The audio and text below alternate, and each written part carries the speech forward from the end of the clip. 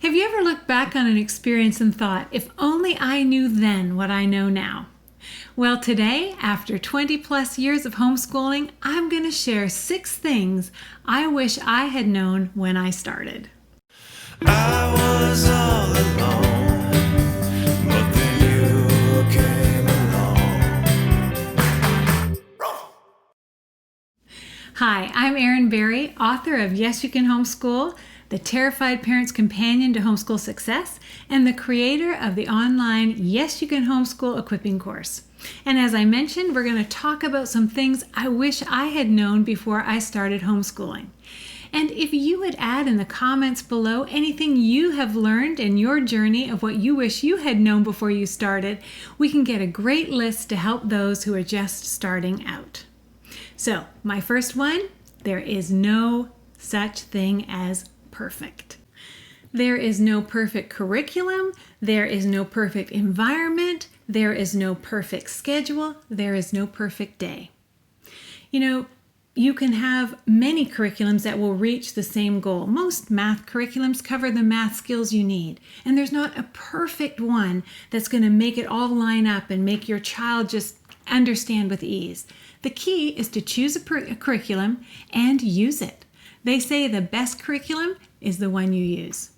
There's no perfect environment. You can teach, if you're lucky enough to have a classroom and have a whiteboard and posters, that's awesome. If you just use your kitchen table, that works. It's not really about having the perfect environment. It's about having an environment that works for your family. There's no perfect schedule. You have options and flexibility. Look at your family, what works for you. We had friends that rang a bell at 9 o'clock and they started school. We had friends who didn't start till 3. I had friends that taught 3 days a week, 5 days a week.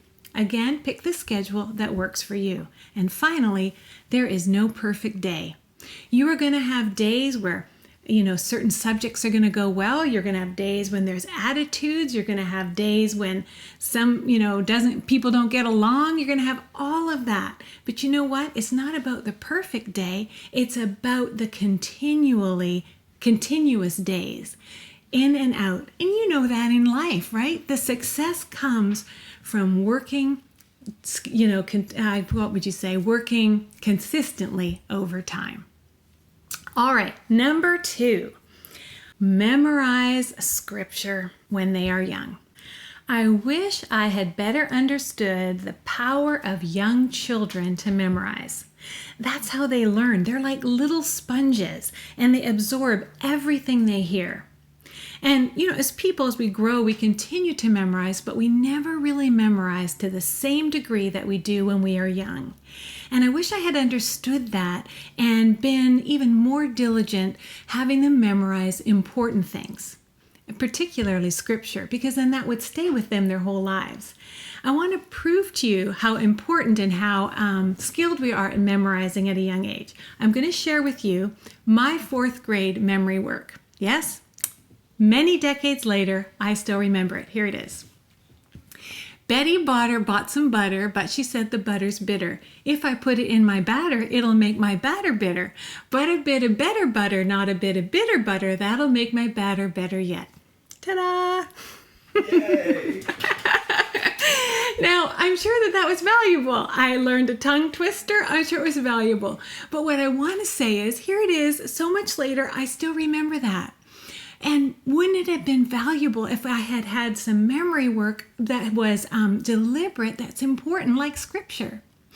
I have a friend who had brain surgery, and as she was recovering, she was in bed for many weeks, and because of where the tumor was, she couldn't hear and see as she was in recovery. And I asked her, well, what did you do during that time? And she said, it was amazing. My mind flooded with the scriptures I had learned as a child, and I meditated on them, and they gave me encouragement and strength. So that's what I wish I had known, the power of memorizing scripture at a young age. Number 3, you will grow and learn with your children. I was so afraid that I wasn't going to be enough, that I would not be able to teach my children everything they needed to know. As a student in school, I was terrible. I failed high school geometry. I tutor geometry today, which is a miracle. But anyway, I failed high school geometry. I was so aware of my weaknesses, and I just thought, I won't be able to do this. How will I ever help them? But what I didn't realize was that I would learn alongside with my children, that I would learn as we grew together, and I would fill in gaps in my own education. And it was kind of funny. I remember the first time I was teaching my daughter about when to use good in a sentence and when to use well.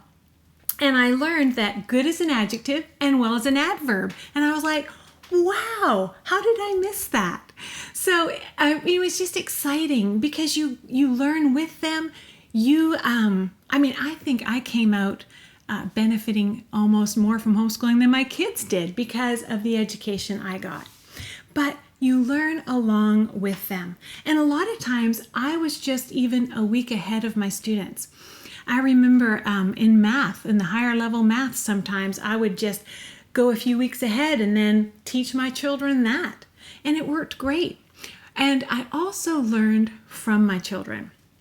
One year I was teaching logic to a class of junior high students, and my middle son was also in the class. So again, we would work a week ahead and we would go through the material. And you know what?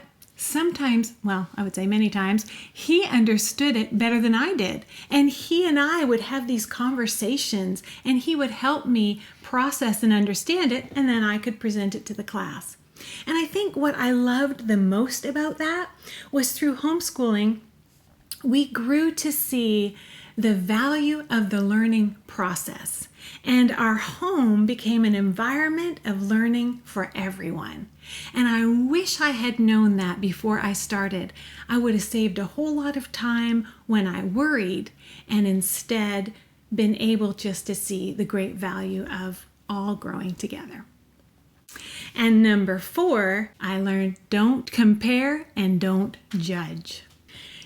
I would see what other people were doing, and I would feel pressure to compete.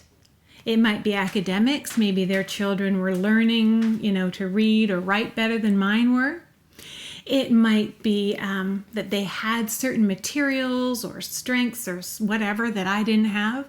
Or it might have been that their children were better behaved than mine. And either way, I would feel this pressure, and it would cause me to want to compete. And you know what? I wish I had been more humble. It was really my pride and insecurity, trying to compare my children. And because I spent too much time thinking that my children were a reflection of me. What I did well. If they did well in something, then it was like, oh, I'm a good parent, I guess, or homeschooling parent. If they didn't do well, oh, it's my problem. I'm the reason that they're not doing well. And instead, and then, through that I'd be embarrassed or whatever. And instead, I really wish that I had understood the separation between us better, that I had been humbler and just relaxed a little and let my children be who they were. And I think that would have just taken pressure off me, as well as probably made me a nicer person to be around. I finally did learn to accept my children for who they were and accept myself for who I was. And I learned to keep my eyes on our family and not judge our progress against other people, but against ourselves. And I think that was really, really freeing.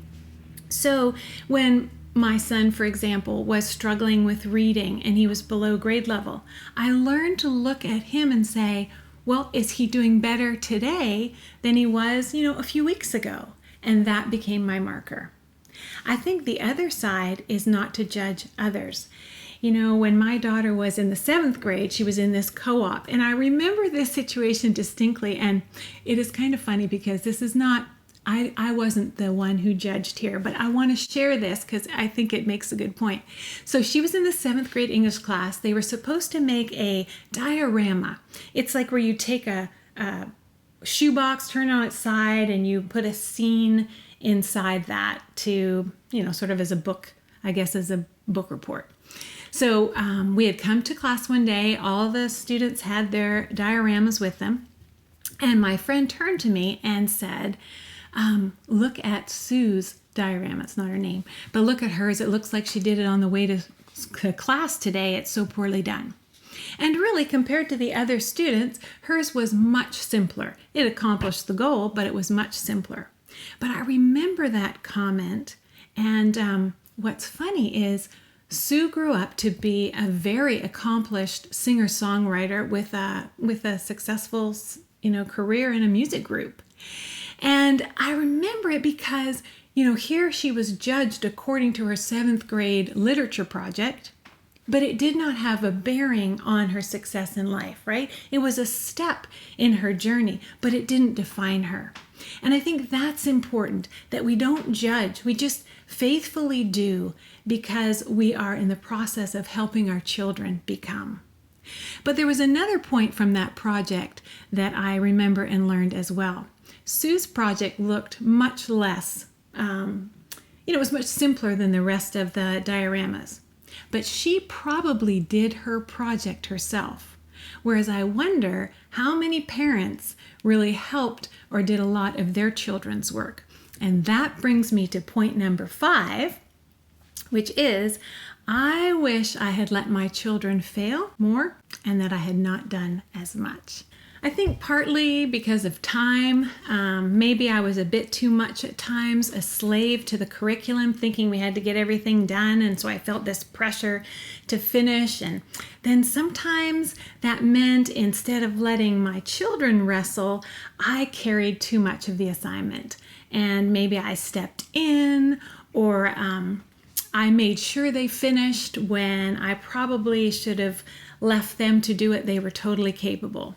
And, they would have learned more if I had let their work be weaker at times, or if they had missed an assignment and maybe failed. That would have taught them a lot more than me saving them. But I would step in when I shouldn't. And their character is part of homeschooling. And if I had let them fail, suffer, see their weaknesses a little bit more, I think they would have grown more in their character. And I think they would have done better as time went on because they would have been faced with their weaknesses and their consequences. I did learn as time went on, I did a better job of letting them fail, but it's probably a character weakness that I could still work on. But if I could go back, I would definitely step out a little bit more. And that brings us to number 6, which is you can trust God. Notice I didn't say you can trust homeschooling. I said you can trust God, because homeschooling won't save your children, but the Lord will. And if He leads you to homeschool, He's going to direct you to the books and the people and the co-ops, the videos, all the tools that you're going to need when you need them. And He's going to direct you to things you didn't even know you needed.